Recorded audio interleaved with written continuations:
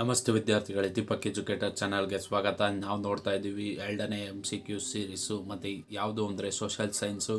ಇನ್ನೂ ಈ ಥರ ವಿಡಿಯೋಗಳು ಬೇಕು ಅಂದರೆ ಕಮೆಂಟ್ ಸೆಕ್ಷನಲ್ಲಿ ತಿಳಿಸಿ ಯಾವ್ಯಾವ ವಿಡಿಯೋ ಬೇಕು ಅಂತ. ಮತ್ತು ಫಸ್ಟ್ ಕ್ವಶನ್ ನೋಡೋಣ. ಫೌಂಡರ್ ಆಫ್ ರಾಮಕೃಷ್ಣ ಮಿಷನ್ ಯಾರ್ಯಾರು ಆಪ್ಷನ್ನಲ್ಲಿರೋದು ಅಂದರೆ ಸ್ವಾಮಿ ವಿವೇಕಾನಂದ, ಆನೆ ಬೆಸೆಂಟು, ಜ್ಯೋತಿಬಾ ಫುಲೆ ಮತ್ತು ರಾಜಾರಾಮ್ ಮೋಹನ್ ರಾಯ್.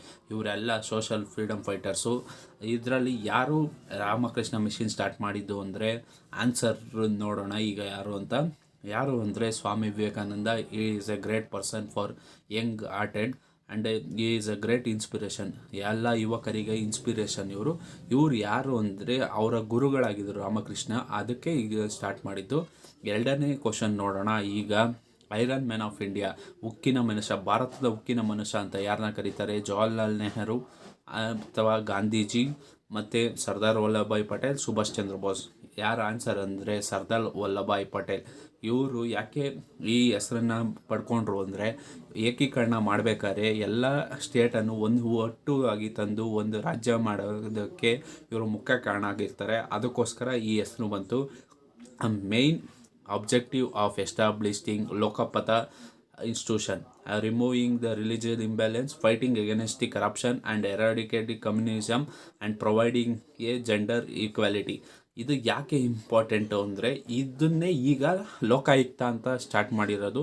ಲೋಕಾಯುಕ್ತ ಆವಾಗಿಂದನೂ ಇದೆ ನೋಡಿ. ಯಾಕೆ ಅಂದರೆ ಫೈಟಿಂಗ್ ಅಗೇನೆಸ್ಟ್ ದಿ ಕರಪ್ಷನ್ ಅಂತ ಅಂದರೆ ಯಾರು ಬ್ರೈಟ್ನ ತಗೋತಾರಲ್ಲ ಅದ್ರ ವಿರುದ್ಧ ಹೋರಾಟಕ್ಕೆ ಈ ಸಂಸ್ಥೆಯನ್ನು ಹುಟ್ಟಾಕಿದ್ದು. ಈಗ ಲೋಕಾಯುಕ್ತ ಅಂತ ಫೇಮಸ್ ಆಗಿದೆ. Leader opposing the Kalji nuclear power plant, Nijalingappa Patnaik, Sundarlal and Shivaram Karanth was a activist in environmental section and more often. ಎಲ್ಲ ಸೈಂಟಿಸ್ಟ್ಗಳು ಈ ಪ್ರಾಜೆಕ್ಟ್ ಆಗಬಾರ್ದು, ಯಾಕೆ ಅಂದರೆ ಪ್ರಾಣಿಗಳಿಗೆ ಎಫೆಕ್ಟ್ ಆಗುತ್ತೆ. ಮತ್ತು ಶಿವರಾಮ್ ಕಾರಂತರು ಫಸ್ಟ್ ನಿಲ್ತಾರೆ ಈ ಲೀಡರು ಅಪೋಸ್ ಮಾಡೋದಕ್ಕೆ. ನೆಕ್ಸ್ಟ್ ಕ್ವಶನ್ ಏನು ಅಂದರೆ ಚೈಲ್ಡ್ ಲೇಬರ್ ಪ್ರೊಟೆಕ್ಷನ್ ಆ್ಯಕ್ಟ್ ಬರುತ್ತಲ್ಲ, ರೆಗ್ಯುಲೇಷನ್ ಆ್ಯಕ್ಟು, ಅದು ಯಾವಾಗ ಆರಂಭ ಆಗಿದ್ದು ಅಂತ. ಇದು ಆರಂಭ ಆಗಿದ್ದು ಯಾಕೆ ಅಂದರೆ ಚೈಲ್ಡ್ ಲೇಬರ್ಗಳು ಜಾಸ್ತಿ ಆಗಿದ್ದರು. ಅವರು ಚೈಲ್ಡ್ ಲೇಬರ್ ಆಗಬಾರ್ದು ಮತ್ತು ಓದೋದಕ್ಕೆ ಎಸ್ಟಾಬ್ಲಿಷ್ ಆಗಬೇಕು. ಅದಕ್ಕೋಸ್ಕರ 1986ರಲ್ಲಿ ಈ ಆ್ಯಕ್ಟ್ ಬರುತ್ತೆ. ಯಾಕೆ ಅಂದರೆ ರೈಟ್ ಟು ಎಜುಕೇಷನ್ ಎಲ್ಲರಿಗೂ ಬೇಕು ಅಂತ ಈ ಆ್ಯಕ್ಟ್ನ ತರೋದು. 6ನೇ ಕ್ವಶನ್ ಏನು ಅಂದರೆ place where receiving the higher rainfall in India. ಈಗ ಕ್ವಶನ್ ಆನ್ಸರ್ ಯಾವುದು ಅಂದರೆ ಡಿ ಆನ್ಸರು. ಯಾವುದು ಅಂದರೆ ಮಿರಜ್ ರಾಮ್. ಇದು ಎಲ್ಲಿದೆ ಅಂದರೆ ಮೇಘಾಲಯದಲ್ಲಿದೆ. ಮೇಘಾಲಯದ ಹೈಯೆಸ್ಟ್ ರೈನ್ಫಾಲ್ ಇಲ್ಲೇ ಸಿಗೋದು. ಇದು ಹೈಯೆಸ್ಟ್ ರೈನ್ಫಾಲ್ ರಿಸೀವಿಂಗ್ ರೀಜನು ಮತ್ತು ಅಗ್ರಿಕಲ್ಚರ್ಗೂ ಹೆಲ್ಪ್ಫುಲ್ ಇದು. ಆದ್ದರಿಂದ ರಾಮ್ ಕಡೆ ಇದು ಜಾಸ್ತಿ ರೈನ್ಫಾಲ್ ಆಗುತ್ತೆ. CMC ವಿದ್ಯಾರ್ಥಿಗಳು ನಾಲ್ಗೆ ತಿರುಗ್ತಾರೆ. Main objective of 73 constitution Fundamental Act of 1993, implementing the uniform system of Panchayat Raj, adding a world sovereignty and reducing the age voting from 21 to 18, eradicating untouchability.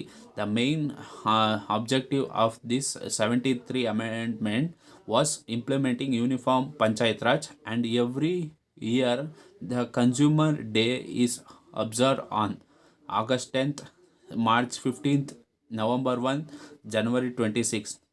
ಯಾವಾಗ ಕನ್ಸ್ಯೂಮರ್ ಡೇ ಅಂತ ಇದು celebrate ಮಾಡ್ತಾರೆ ಅಂದರೆ ವರ್ಲ್ಡಲ್ಲೇ ಬೇರೆ ಇದೆ, ಇಂಡಿಯಾದಲ್ಲೇ ಬೇರೆ ಇದೆ ವಿದ್ಯಾರ್ಥಿಗಳ. ಇದು ವರ್ಲ್ಡಲ್ಲಿ ಕೇಳ್ತಾ ಇರೋದು. ಈ ಆಪ್ಷನಲ್ಲಿ ಇಂಡಿಯಾದಿಲ್ಲ.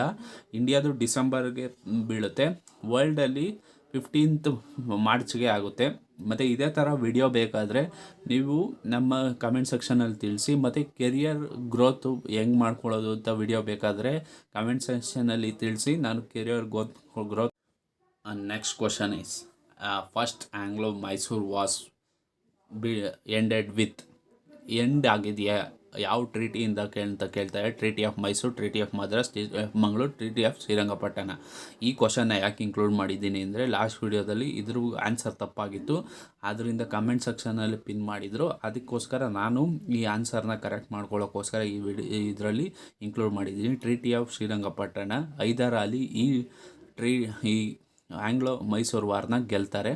ಮತ್ತು ಆಮೇಲೆ ನೆಕ್ಸ್ಟು ಏನಾಗುತ್ತೆ ಅಂದರೆ ಈ ಟ್ರೀಟಿ ಆಫ್ ಶ್ರೀರಂಗಪಟ್ಟಣದಲ್ಲಿ ಎಂಡ್ ಆಗುತ್ತೆ ವಿದ್ಯಾರ್ಥಿಗಳೇ. ಮತ್ತು ಈ ಥರ ವಿಡಿಯೋಗಳು ಬೇಕು ಅಂದರೆ ನಮ್ಮ ಕಮೆಂಟ್ ಸೆಕ್ಷನಲ್ಲಿ ತಿಳಿಸಿ. ಮತ್ತು ಕೆರಿಯರ್ ಗ್ರೋತ್ ರಿಲೇಟೆಡ್ ಬೇಕು ಅಂದರೆ ಕಮೆಂಟ್ ಸೆಕ್ಷನಲ್ಲಿ ತಿಳಿಸಿ. ಮತ್ತು PU ಆದಮೇಲೆ ಯಾವ್ಯಾವ ಕೋರ್ಸ್ ಇದೆ ಸರ್, ಮತ್ತು ಯಾವ್ಯಾವ ಎಕ್ಸ್ಪ್ಲೋರ್ ಮಾಡ್ಬೋದು ನಾವು ಅಂತ ಕೇಳೋದಾದರೆ ಕಮೆಂಟ್ ಸೆಕ್ಷನಲ್ಲಿ ತಿಳಿಸಿ. ಮತ್ತು SSLC ಆದಮೇಲೆ ಯಾವ್ಯಾವ ಕೋರ್ಸ್ ಮಾಡಬೇಕು, ಹೆಲ್ಪ್ಫುಲ್ ಆಗುತ್ತೆ ಅನ್ನೋದಾದರೆ ಕಮೆಂಟ್ ಸೆಕ್ಷನಲ್ಲಿ ತಿಳಿಸಿ, ಅದು ಕೂಡ ಮಾಡೋಣ. 10th ಕ್ವಶನು, ಇದು ಲಾಸ್ಟ್ ಕ್ವಶನ್ ಈ ವಿಡಿಯೋದಲ್ಲಿ. Explain GST, goods and service tax, gift and service tax, gross and service tax, none of the above. ಇದರಲ್ಲಿ ಯಾವುದು ಕರೆಕ್ಟ್ ಆನ್ಸರು ಅಂದರೆ ಎಕ್ಸ್ಪ್ಲೈನೇಷನ್ ಮಾಡಿಡ್ಬೇಕಾ. ಮತ್ತು ಗೂಡ್ಸ್ ಆ್ಯಂಡ್ ಸರ್ವಿಸ್ ಟ್ಯಾಕ್ಸ್ ಅನ್ನೋದು ವ್ಯಾಲ್ಯೂ ಆ್ಯಡೆಡ್ ಟ್ಯಾಕ್ಸ್ ಬದಲಿಗೆ ಇದು ಬಂದಿದ್ದು. ಇದನ್ನು GST ಅಂತ ಹೇಳ್ತಾರೆ. GST ಅನ್ನೋದು ಗೂಡ್ಸ್ ಆ್ಯಂಡ್ ಸರ್ವಿಸ್ ಟ್ಯಾಕ್ಸ್. ಯಾವುದು ನೀವು ಪ್ರಾಡಕ್ಟ್ನ ಬೈ ಮಾಡ್ತಿರಲ್ಲ ಅದ್ರ ಮೇಲೆ ಆ್ಯಡ್ ಆಗಿ ಬೀಳೋದನ್ನು ಗೂಡ್ಸ್ ಆ್ಯಂಡ್ ಸರ್ವಿಸ್ ಟ್ಯಾಕ್ಸ್ ಅಂತಾರೆ. ಮತ್ತು ಇದೇ ಥರದ ವಿಡಿಯೋಗಳಿಗಾಗಿ ನಮ್ಮ ಚಾನಲ್ನ ನೋಡ್ತಾಯಿರಿ.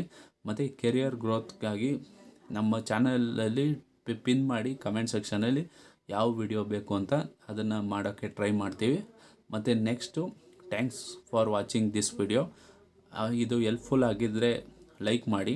ಮತ್ತು ದೀಪಕ್ ಎಜುಕೇಟರ್ ಚಾನಲ್ನ ನೋಡ್ತಾಯಿರಿ. ಮತ್ತು ನಿಮ್ಮ ಫ್ರೆಂಡ್ಸ್ ಜೊತೆನೂ ಕೂಡ ಶೇರ್ ಮಾಡಿ, ಲೈಕ್ ಮಾಡಿ, ಕಮೆಂಟ್ ಮಾಡಿ, ಸಬ್ಸ್ಕ್ರೈಬ್ ಮಾಡೋದಂತೂ ಮರಿಲೇಬೇಡಿ. ಮುಂದಿನ ವಿಡಿಯೋಗಾಗಿ ಕಾಯ್ತಾಯಿರಿ.